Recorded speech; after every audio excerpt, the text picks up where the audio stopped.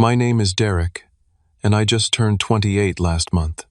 For 7 years, I poured my heart into the family construction business, believing that loyalty would eventually earn me a place at the table.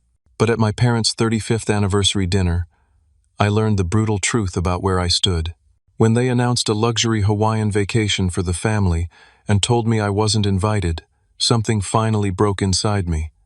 Let me know where you're watching from, and hit that subscribe button as I share how I finally found the courage to walk away. Growing up as the middle child in the Anderson family was never easy. My father, Robert, built Anderson Construction from nothing, turning it into one of the most respected companies in our county. He was a self-made man who prided himself on his work ethic and business acumen. My mother, Diane, complemented his ambition with her social connections. She came from an upper-middle-class background and knew exactly how to navigate the social waters of our community. Together, they created a successful life and a powerful family image. At the top of our family hierarchy sat my older sister, Lauren. 3 years, my senior Lauren was the epitome of achievement. She had excelled in school, graduated top of her class from an Ivy League university, and became a corporate attorney by 25. Every family gathering featured some new accomplishment of hers. Another big case won, another prestigious client acquired. My parents displayed her law school diploma prominently in the living room, right above the fireplace where no visitor could miss it. Then there was my younger brother Ryan, the baby of the family at 24. What Ryan lacked in Lauren's academic prowess he made up for with natural charisma. He had the kind of magnetic personality that made people instantly like him. After a brief stint in college, he joined a real estate firm and quickly became their top seller. My father called him the natural, and often joked that Ryan could sell ice to Eskimos. His quick success without much effort only highlighted the stark contrast with my own journey. And then there was me stuck in the middle. I wasn't brilliant like Lauren or charming like Ryan. What I had was persistence, reliability, and loyalty, qualities that seemed increasingly undervalued in our family. After high school, I attended a state university and earned a degree in business management. Nothing fancy, but I graduated without debt thanks to working part-time throughout college. When I finished school, my father offered me a position in the family business. Every successful company needs workhorses, he told me on my first day. Lauren has the brains, Ryan has the personality, and you, Derek, you have the dependability. At the time, I took it as a compliment. 7 years later, I realized it was my job description. I was the family workhorse. My role at Anderson Construction began in the office handling paperwork, but I quickly took on additional responsibilities. I learned every aspect of the business from the ground up: accounting, project management, client relations, and even hands-on construction work when we were shorthanded. By my 3rd year, I was effectively running day-to-day operations, while my father focused on business development and strategic planning. Despite my growing responsibilities, my salary remained conspicuously lower than market rate. My father always had reasons. Times are tight. We need to reinvest in the business. Your living expenses are lower than your siblings. Meanwhile, Lauren received an expensive car for passing the bar exam, and Ryan got a significant startup bonus when he sold his first $1 million property. I lived in a modest 1-bedroom apartment about 20 minutes from my parents' suburban mansion. Every Sunday I joined them for family dinner, a tradition my mother insisted upon. These dinners followed a predictable pattern. Lauren would share her latest professional triumph. Ryan would entertain everyone with stories of his high-profile clients, and I would sit quietly as my contributions to the family business went unmentioned. Last Christmas, a particularly profitable year for Anderson Construction, my father announced bonuses for the family. Lauren, who did occasional legal work for the company, received $15,000. Ryan, who had referred 2 clients to us, got $10,000. I received a $1,000 gift card to a department store and a pat on the back. "You already get paid for your work, son," my father explained when he saw my face fall. "This is just a little extra for the holidays." Despite these disappointments, I remained hopeful. 6 months ago, my father mentioned the possibility of making me a partner in the business. "Keep up the good work, and we'll talk about a partnership when you hit your 30-year mark," he said. "Loyalty deserves to be rewarded eventually." That partnership would mean financial security, professional recognition, and finally a seat at the decision-making table. It became my light at the end of the tunnel. I worked longer hours, took on more responsibilities, and even started bringing in new clients. For the first time in years, I felt my efforts might actually lead somewhere. Then came my parents' 35th anniversary and the dinner that would change everything. The invitation to my parents' anniversary celebration arrived 3 weeks in advance, a cream-colored card with gold embossing that screamed my mother's taste for elegant extravagance. Black tie optional, it read. Though everyone in the family knew that optional in Diane Anderson's vocabulary meant absolutely required. The dinner would be held at Le Chateau, the most expensive French restaurant in town where the cheapest entree cost more than I typically spent on groceries for a week. Despite my perpetually tight budget, I was determined to get my parents something meaningful. I spent evenings after work visiting shops looking for the perfect gift. After much deliberation, I found a beautiful vintage photograph of the small craftsman house where they had started their married life, the same house where my father had drafted his first building plans on their kitchen table. I had it professionally restored and framed, spending nearly a month's worth of discretionary income in the process. On the evening of the celebration, I dressed carefully in my only suit, a navy blue ensemble I reserved for client meetings and special occasions. I polished my shoes, selected a conservative tie, and even splurged on a professional haircut 2 days prior. Looking in the mirror, I felt a twinge of pride. I might not have Lauren's natural sophistication or Ryan's effortless style, but I cleaned up decently when the occasion called for it. I arrived at the restaurant 30 minutes early, gift in hand. My mother had mentioned needing help with seating arrangements, and I wanted to make myself useful. The private dining room was already partially decorated with flowers and anniversary banners, and a small table near the entrance displayed framed photos from my parents' wedding day. "Derek, you're early," my mother noted when she saw me, her tone suggesting she wasn't sure if this was a positive development. She wore an elegant silver dress that complemented her carefully maintained figure and professionally colored hair. "Thought you might need some help setting up," I offered. "Everything's under control," she replied, glancing at her watch. "But you can help the staff arrange these name cards." I dutifully placed the name cards at each setting according to my mother's detailed instructions. I noticed my own card positioned at the far end of the table, separated from the rest of the immediate family who were clustered around my parents at the head. I was seated between my elderly great-aunt Patricia and my cousin's new girlfriend whom I had never met, essentially the family equivalent of Siberian exile. Guests began arriving shortly after. My father's business associates came first, followed by neighbors and family friends. Everyone embraced warmly, exchanging compliments and catching up on recent events. My father, imposing in his tailored tuxedo, worked the room like a seasoned politician, making each guest feel specially welcomed. Lauren arrived with her fiancé Thomas, a fellow attorney with a prestigious firm. She wore a designer dress that probably cost more than 3 of my monthly paychecks. They made a striking couple, both tall, polished, and radiating success. My parents immediately gravitated toward them, my mother kissing Lauren on both cheeks, while my father shook Thomas's hand enthusiastically. The firm just made her lead counsel on the Westridge merger. I overheard Thomas telling my father, who beamed with pride, youngest attorney to ever get such a position. Ryan arrived fashionably late with his girlfriend Sophia, a former model turned interior designer. He had the uncanny ability to make even formal wear look effortlessly cool. He embraced our parents warmly, presenting them with a small box that I later learned contained first-class tickets to a Broadway show for the following weekend. "Just a little pre-gift," he said with his trademark grin. "The real present comes later." My own greeting from my parents was considerably less enthusiastic. My mother gave me a quick peck on the cheek, careful not to smudge her makeup, while my father offered a perfunctory handshake. "Nice of you to come, son," he said, as though my attendance at this mandatory family function was somehow optional. As guests found their seats, I began to notice snippets of conversation about travel arrangements and accommodations. My Aunt Meredith mentioned something about beachfront views, while my cousin Jack asked Ryan about snorkeling locations. These comments struck me as odd, but I dismissed them as references to some past vacation. Throughout the appetizer course, a sense of anticipation seemed to build among certain family members. There were knowing smiles and cryptic comments about the big surprise. I felt increasingly uneasy, like everyone was in on a secret except me. "Have you finished the brochures yet?" I overheard my mother ask my father in a hushed tone.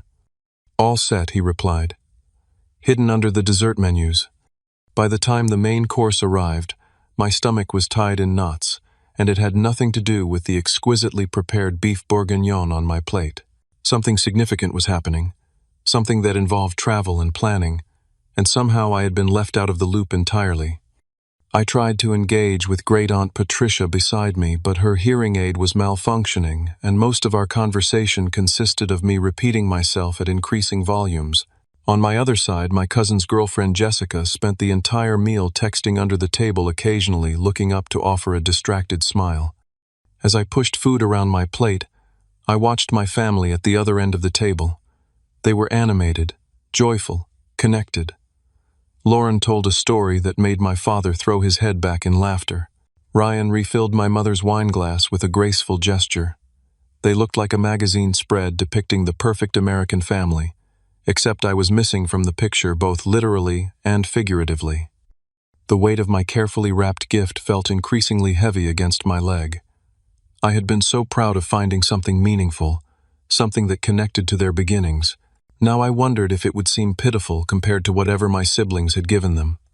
As the servers cleared the dinner plates, I caught my father checking his watch. He nodded subtly to my mother, who straightened in her seat with anticipation. Whatever announcement they had planned, the moment was approaching. And somehow, I already knew I wasn't going to like it. The servers brought out champagne for a toast as my father stood up, commanding the attention of everyone in the room. He cut an impressive figure at 63 tall and distinguished with salt and pepper hair, and the confident posture of a man accustomed to being listened to. He raised his glass and the room fell silent.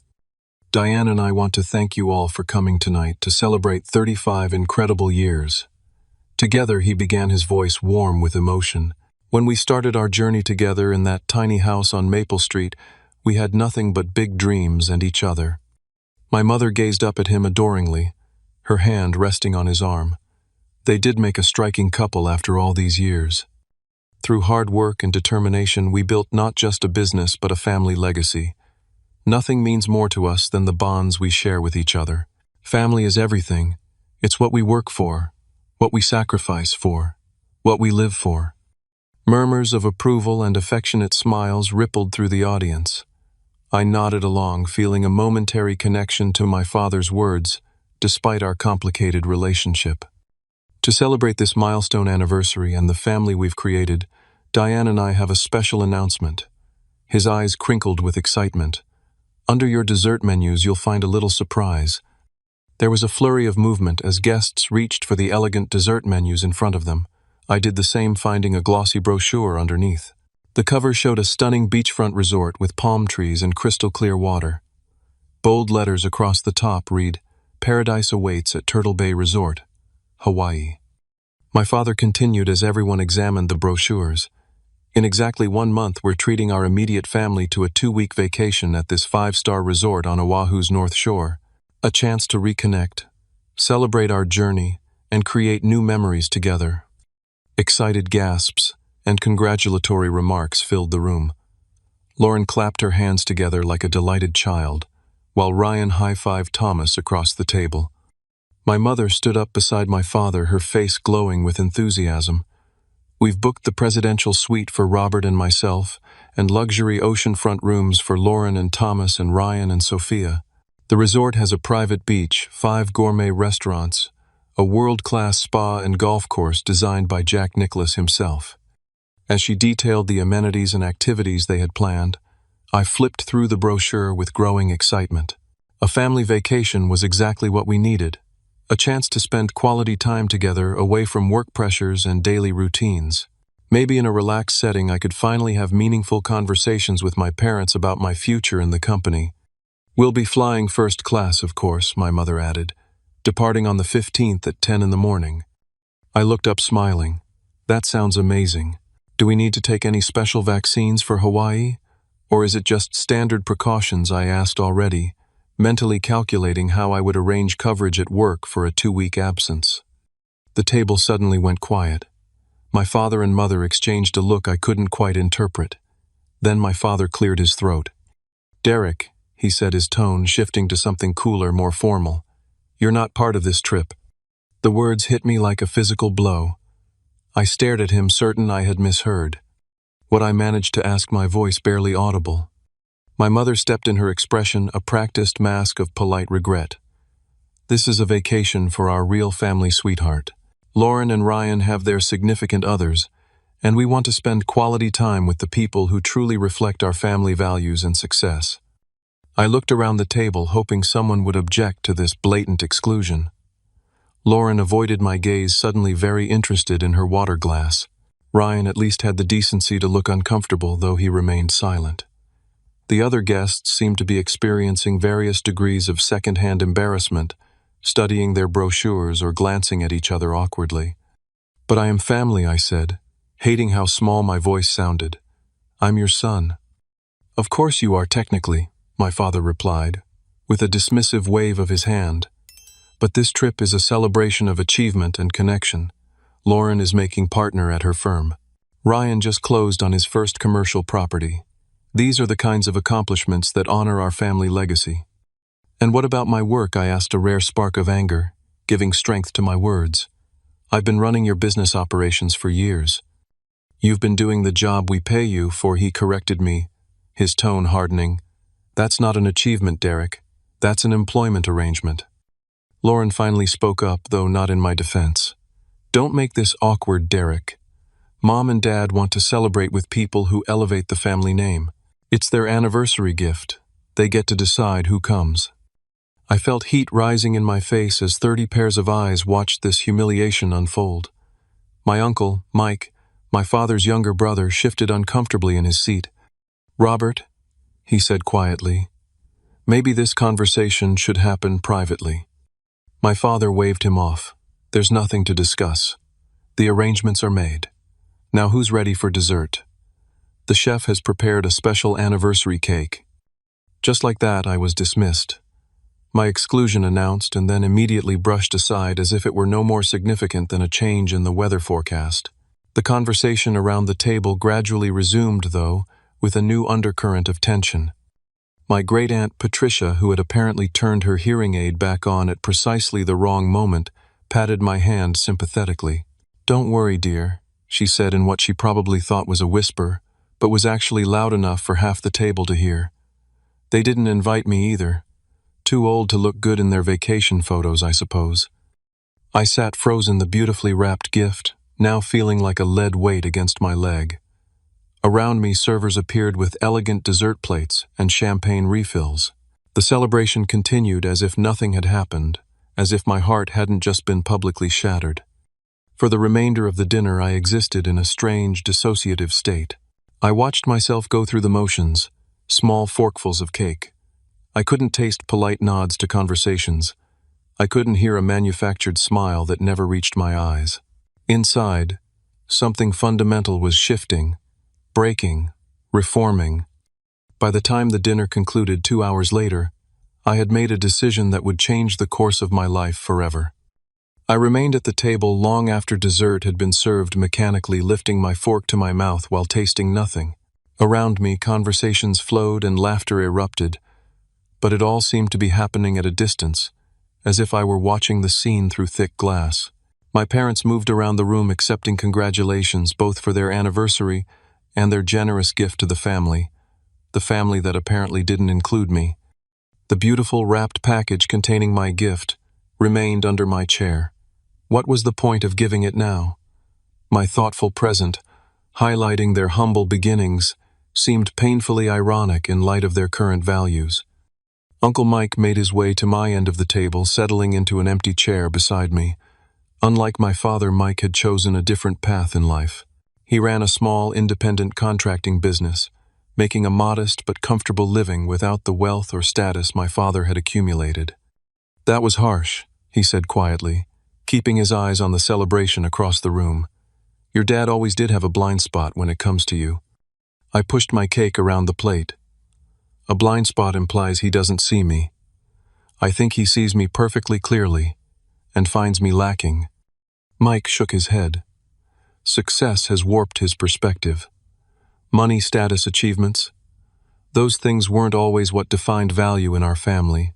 Our father, your grandfather, measured a person by their character and reliability.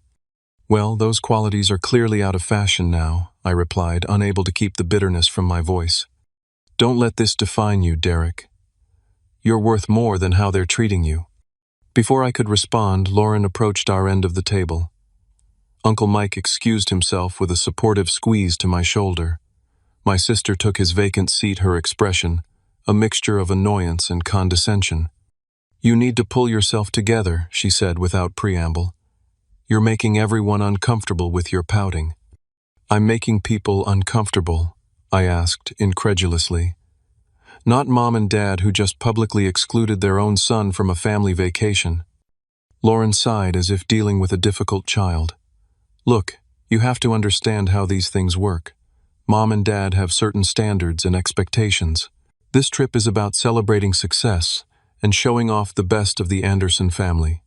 And I don't make the cut." "You haven't exactly been setting the world on fire, have you?" she countered. "You work a mediocre job at Dad's company, live in a basic apartment, and have no significant other or achievements to speak of.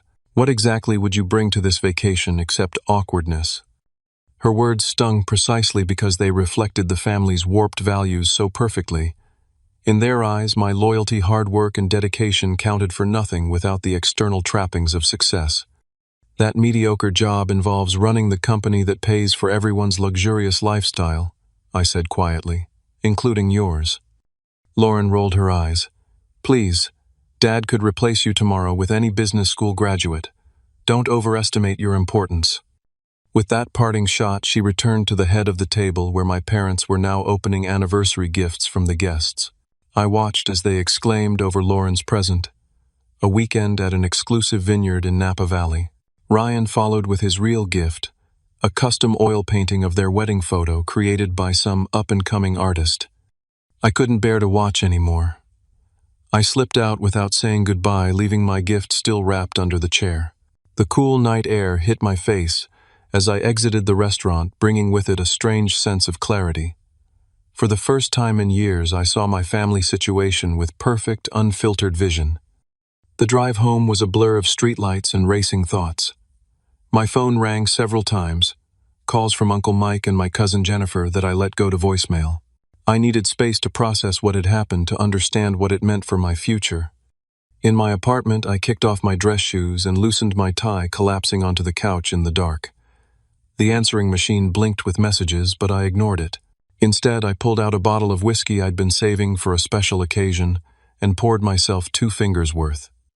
The first sip burned down my throat, matching the fire of humiliation still smoldering in my chest. As I sat there in the darkness, memories of a lifetime of similar slights and dismissals played through my mind like a montage of failure. My father missing my college graduation because Ryan had a high school baseball game. My mother forgetting my birthday 3 years running.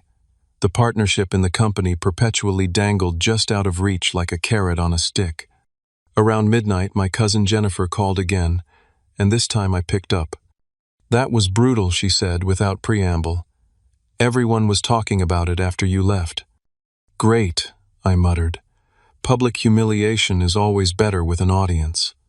For what it's worth, most people thought Uncle Robert was way out of line. Even Aunt Diane looked uncomfortable after you left.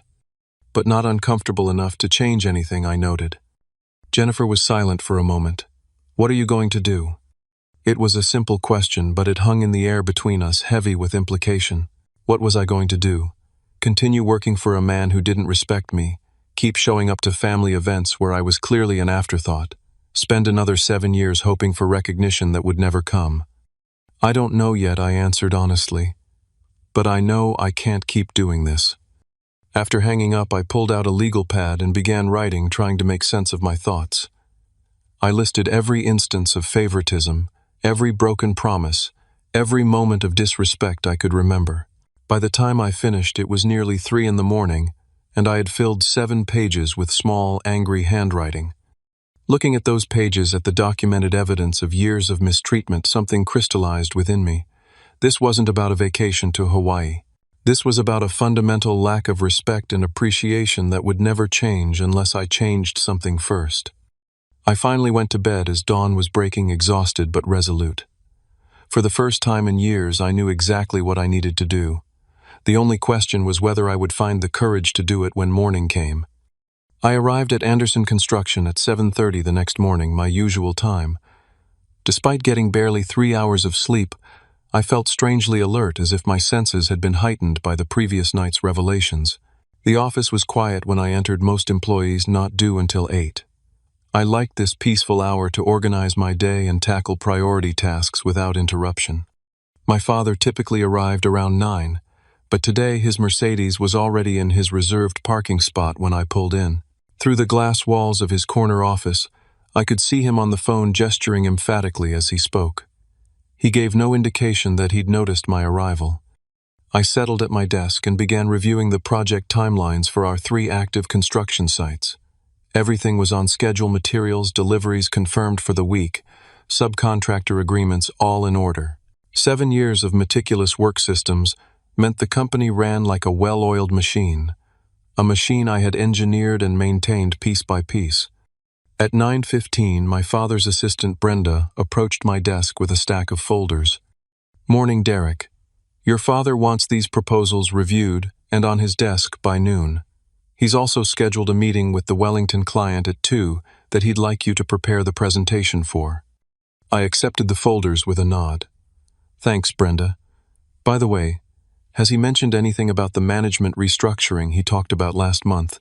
The partnership discussion?" Brenda shifted uncomfortably, avoiding my eyes. "I'm not sure what you mean. The only restructuring I've heard about Island." She trailed off suddenly, very interested in straightening her blouse. "Is what, Brenda?" She sighed. "You should really talk to your father about this." "About what specifically?" "About Jason being promoted to operations director," she admitted reluctantly. "The announcement is going out this afternoon." Jason was my cousin on my mother's side, 2 years younger than me, with a freshly minted MBA and 6 months of experience at our company. The position of operations director was essentially what I had been doing for years, without the title or corresponding salary. It was also the logical stepping stone to partnership, the promotion my father had hinted would be mine. "I see," I said quietly. "Thank you for telling me." Brenda hurried away, clearly regretting being the bearer of bad news. I sat motionless at my desk, the folders untouched before me. This, on top of last night's humiliation, was the final confirmation I needed. I would never be valued here, no matter how hard I worked or how loyal I remained. At 11:30, I stood up and walked purposefully toward my father's office. His assistant tried to intercept me, saying he was on an important call, but I walked past her with a polite but firm, "This can't wait, Brenda." My father looked up with irritation as I entered without knocking. He held up one finger in the universal sign for "wait a minute" and continued his conversation about golf tee times. I stood quietly taking in the luxurious office with its award certificates and family photos. I noticed for the first time that while there were several pictures of Lauren in her graduation robes and Ryan with various sports trophies, there was not a single photo of me. Finally, he ended his call and looked at me expectantly. "This better be important, Derek. I have the Wexler call in 15 minutes. I hear Jason is being promoted to operations director," I said without preamble. My father had the grace to look momentarily uncomfortable before his expression hardened. "That's correct. The announcement goes out today. He's being groomed for eventual partnership. The partnership you suggested might be mine." He waved dismissively. "I said we would discuss it. After consideration, Jason is the better fit. His MBA gives him the theoretical foundation you lack, and frankly, his personality is better suited to client relations." "I've been running operations for 5 years without the title or compensation," I pointed out.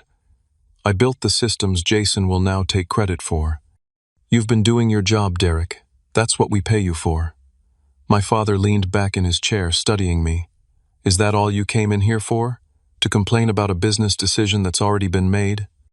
No, I replied, a strange calm settling over me. I came to give you my resignation effective immediately. For the first time in my adult life, I saw genuine surprise on my father's face. Don't be ridiculous. Where would you go? What would you do? I don't know yet, but I know I won't stay where I'm not valued. He scoffed. This is about the Hawaii trip, isn't it? You're having some sort of tantrum because you weren't invited on vacation. This is about 7 years of loyalty and hard work being treated as worthless. I corrected him. The vacation was just the most public example. You're being overly dramatic. Take the day off if you need to cool down, but this resignation talk is nonsense. You have responsibilities here. I placed my company key card and phone on his desk. Not anymore. You'll find all active projects are documented in the shared drive. Project managers have been briefed on timelines and deliverables. There should be minimal disruption during the transition. My father's face reddened. You can't just walk out. This is your family legacy. A legacy I'm apparently not good enough to be part of, I replied. Isn't that what you and Mom made clear last night? I'm not real family. That's not what we meant, and you know it. The vacation is for people who elevate the family name. I finished for him. I remember your exact words, Dad. They made your priorities crystal clear. He stood up, anger now replacing surprise. If you walk out that door, don't expect to walk back in. I won't tolerate this kind of emotional blackmail. It's not blackmail. It's self-respect, something I should have found years ago. I turned and walked out, feeling his glare on my back, but resisting the urge to look back. In the main office, several employees watched curiously as I went to my desk and began packing my few personal items into a cardboard box. News traveled fast in small companies, and I suspected Brenda had already spread word of my confrontation with the boss. Mark Thompson, our senior project manager who had been with the company for over 20 years, approached as I was emptying my desk drawer. So it's true, he asked quietly. You're leaving? I nodded. Time for a change. Mark glanced around to ensure no one was within earshot. For what it's worth, this place runs because of you, not despite you. Your father's making a mistake. His words offered a small measure of validation, but the decision was made. I finished packing my meager belongings, a coffee mug, a few reference books, a small plant I'd kept alive for 3 years. 7 years of my professional life fit into a single box. There was something both depressing and liberating about that fact. As I headed for the exit, several colleagues stopped me to shake my hand or offer surprised goodbyes. I maintained a professional demeanor, thanking them for their good wishes and promising to stay in touch. Inside, I was experiencing a whirlwind of emotions, fear about my uncertain future, anger at my family's treatment, but predominantly an overwhelming sense of relief. The weight I hadn't even realized I was carrying had suddenly lifted. Back at my apartment, I set the box from work on the kitchen counter and looked around at my modest living space. Everything in it had been selected with careful attention to my limited budget, furniture chosen for durability rather than style, appliances purchased on sale, decorations minimal and practical. For years I had lived as if in a holding pattern, waiting for the partnership that would finally allow me financial freedom. Now I faced a different kind of freedom, the terrifying liberty of having no plan at all. I spent the afternoon updating my resume and researching other construction management opportunities in the area. By evening, my phone was filled with missed calls and text messages, Tupelo, my mother wanting to discuss this foolishness, Ryan asking if I was having some kind of breakdown, Lauren lecturing me about professional suicide. I ignored them all. Instead, I called the one family member who might understand. Uncle Mike answered on the second ring. I heard what happened, he said immediately. Word travels fast when someone finally stands up to Robert Anderson. I quit without another job lined up, I admitted. Probably not my smartest move. Sometimes the right move isn't the smart one, Mike replied. What's your plan now? I honestly don't know. Start looking for positions with other construction firms, I guess. There was a pause before Mike spoke again. I might have a proposition for you. My company just landed the Riverside renovation project. It's small compared to what you're used to, but I could use someone with your experience to help manage it. pay wouldn't match what you were making, at least not initially. Are you offering me a job? More like a temporary collaboration, while you figure out your next move. No pressure either way. I felt a surge of gratitude for this unexpected lifeline. I'd be honored to work with you, Uncle Mike. Thank you. Don't thank me yet. The work is hard and the budget is tight, but at least you'll be appreciated for what you bring to the table. After hanging up, I felt a new sense of purpose emerging from the chaos of the day. I had options, skills, and at least one family member who saw my worth. It wasn't much, but it was a starting point. That night, I packed a larger bag with clothes and essential items. I couldn't stay in this apartment, not with its proximity to my parents' home and the family business. I needed physical distance to match the emotional boundary I'd finally established. I made arrangements to stay at an extended-stay hotel across town near Uncle Mike's office. As I locked my apartment door, leaving most of my possessions behind, I felt like I was closing a chapter of my life that had gone on far too long. The future was uncertain, but for the first time in years it felt like it truly belonged to me. The lakeside extended stay was nothing like the luxury Hawaiian resort my family would soon be enjoying, but it served its purpose. A clean room, functional kitchenette, and most importantly, distance from my old life. I paid for 2 weeks up front, figuring that would give me time to sort out more permanent arrangements. My first day at Uncle Mike's contracting business was an education in humility. Anderson Construction occupied a gleaming 3-story building with marble floors and a receptionist who doubled as a barista. Mike's operation, by contrast, consisted of a modest office attached to a warehouse with a small team of dedicated employees who all wore multiple hats. It's not fancy, Mike acknowledged as he showed me around, but we do honest work at fair prices, and everyone gets treated with respect. The Riverside project involved renovating a historic building downtown into mixed-use retail and office space. The budget was tight, the timeline aggressive, and the client particular about preserving original architectural elements. It was exactly the kind of complex, detail-oriented project I excelled at managing. I threw myself into the work, grateful for the distraction from my personal turmoil. To my surprise, Mike introduced me to the client as a construction management specialist and gave me significant authority over project decisions. It was more responsibility than my father had ever entrusted to me, despite my years of proven competence. "Why are you giving me this much control?" I asked Mike after the client meeting. "You barely know my work." "I know enough," he replied simply. "Robert may be blind to your talents, but the rest of the family isn't. I've watched you quietly hold that company together for years while he took the credit." During that first week, my phone continued to buzz with messages from family members. My mother's texts evolved from demanding I stop this nonsense immediately to increasingly concerned inquiries about my whereabouts. Ryan sent a surprisingly thoughtful message acknowledging the vacation exclusion was pretty messed up, but suggesting I had overreacted. Lauren remained. Lauren sending a single text that read, "Drama was always your specialty. Call Dad when you're ready to apologize." I responded to none of them. The emotional distance felt necessary for my healing process.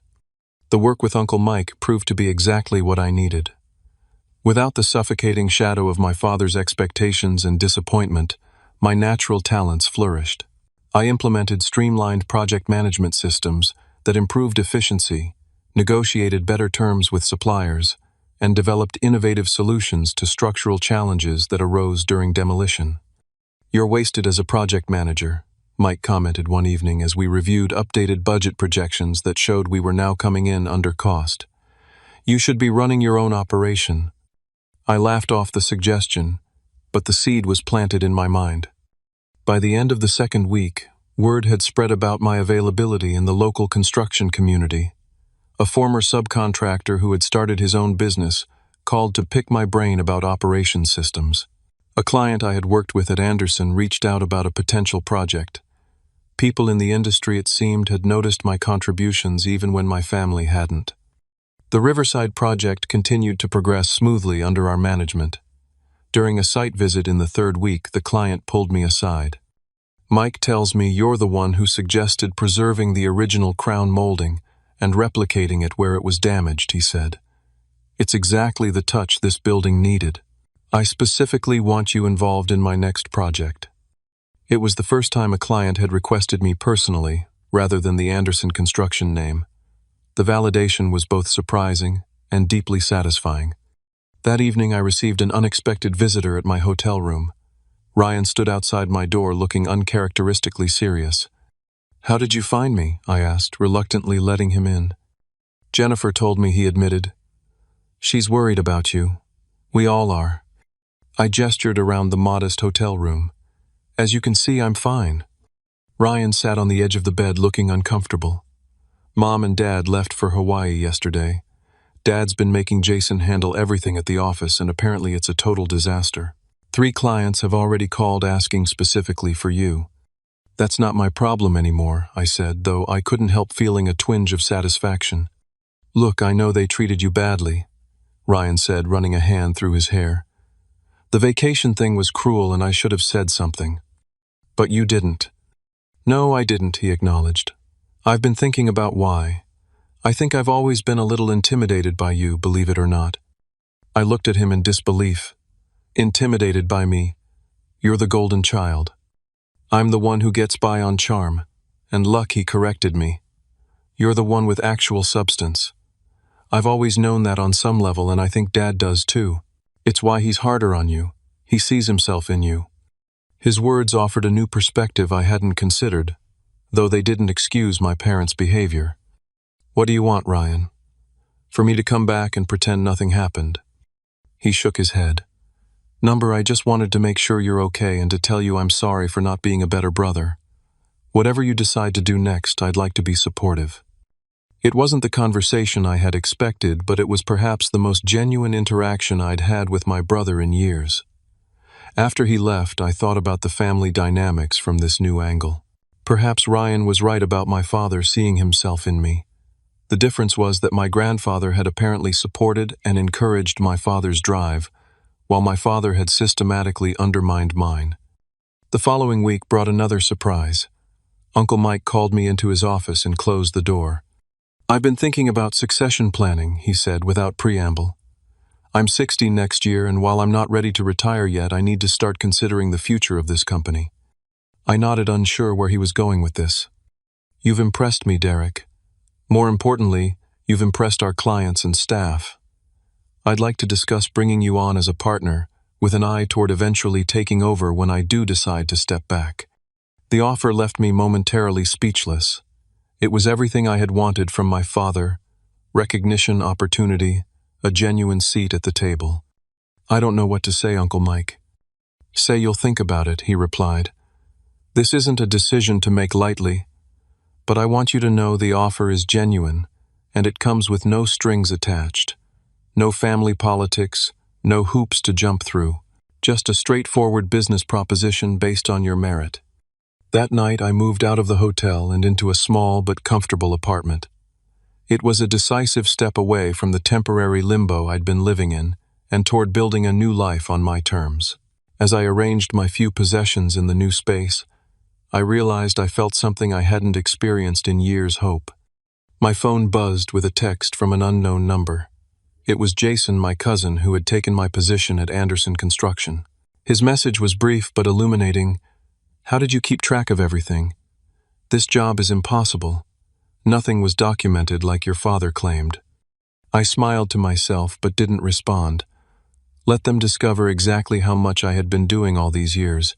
Some lessons had to be learned the hard way. 6 months after walking out of Anderson Construction, my life had transformed in ways I never could have predicted. Uncle Mike and I had formalized our partnership agreement, rebranding the company as Anderson Mitchell Contractors to reflect our new joint leadership. The Riverside project had been completed on time and under budget, earning us praise in local business circles and leading to 3 new significant contracts. I had settled into my apartment, gradually creating a home that reflected my own tastes rather than budget constraints. For the first time, I bought furniture because I liked it, not because it was on clearance. I started dating again, meeting a wonderful woman named Allison, who worked as an architect and who valued my straightforward nature and work ethic. My relationship with extended family members had slowly begun to heal. Jennifer and I met regularly for coffee and several cousins had reached out to reconnect. Uncle Mike had become both a mentor and friend, our professional relationship, strengthening our personal bond.